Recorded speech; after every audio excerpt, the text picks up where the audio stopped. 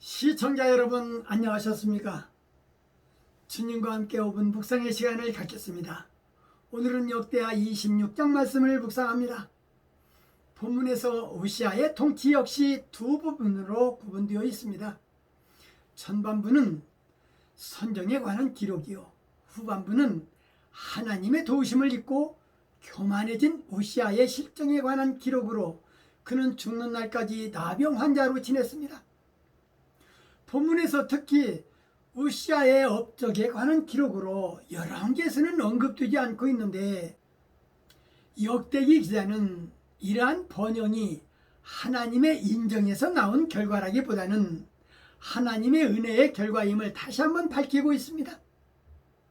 이사야 선지자도 이러한 정치 경제적 정책이 하나님의 뜻과 일치된 것이 아님을 경고하고 있습니다.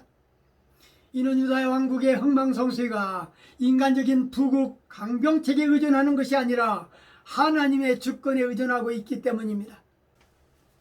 역대기 기자는 우시아의 실패와 그의 교만에 대한 하나님의 징계로 나병에 걸린 사실을 기록하였으며, 결론으로 그의 죽음과 장사에 대해 언급하였습니다.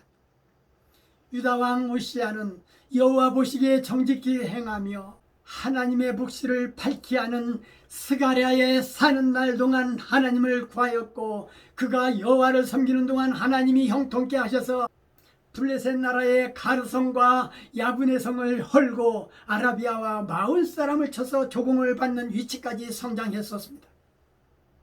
우시아의 세력이 심히 강성하여 애굽 변방까지 퍼졌습니다. 인간은 승승장구하면 교만이 엿보는 것인데, 우시아도 그 벽을 넘지 못하고 여호와의 전에 들어가 향단에 분향을 하고 말았습니다. 응당 아론의 자손 제사장만 분향해야 하는 책무를 지녔는데 마치 사울처럼 자신이 가로챈 것입니다. 이 일을 분이 여긴 아샤랴 제사장이 왕의 잘못을 지적하자 왕이 돌을 발했고, 이때 왕의 이마에 문둥병이 발했던 것입니다. 우시아는 죽는 날까지 문둥이가 되어 별궁 생활을 하다가 죽었습니다.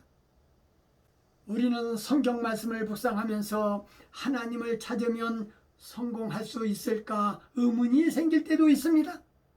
그 대답은 그렇기도 하고 그렇지 않기도 합니다. 문제는 그 성공을 무엇이라고 생각하느냐에 달려 있습니다. 만약 성공을 제사장적 가치, 곧 부귀나 명예나 권력 등을 얻는 것으로 정의한다면 아무리 하나님을 찾아도 하나님은 우리에게 성공을 보장해 주지 않으실 것입니다. 우리가 하나님을 찾을 때 하나님께서 보장해 주시는 것은 사랑과 평화와 소망과 같은 영적인 가치들입니다.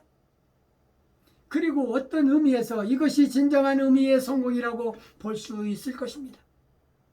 하지만 그것이 어떤 형태의 성공이든 무엇보다도 중요한 것은 하나님을 찾는 자는 다른 그 무엇이 아니라 바로 하나님 그분께 초점을 맞춰야 한다는 사실입니다.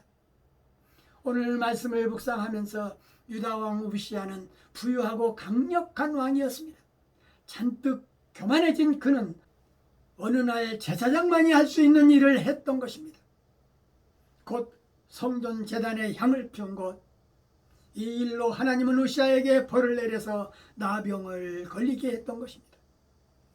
일이 잘되고 지위가 높아갈 때에 인간은 오만해지기 쉽습니다. 하지만 이러한 때가 정말 위험한 순간임을 우리는 잊지 않도록 해야 할 것입니다.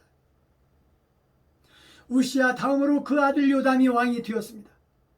인간은 잘못된 길을 걷다가도 깨달음을 얻거나 누군가에게 지적을 받았다면 돌이킬 줄 알아야 되는 것만, 교만한 자의 공통점은 남의 말을 무시하는 데 있다 할 것입니다. 교만은 자신을 넘어지게 하고 육체와 영혼을 함께 죽이는 독인 것입니다. 우시아는 교만하여 평생을 비참하게 살다가 죽었습니다.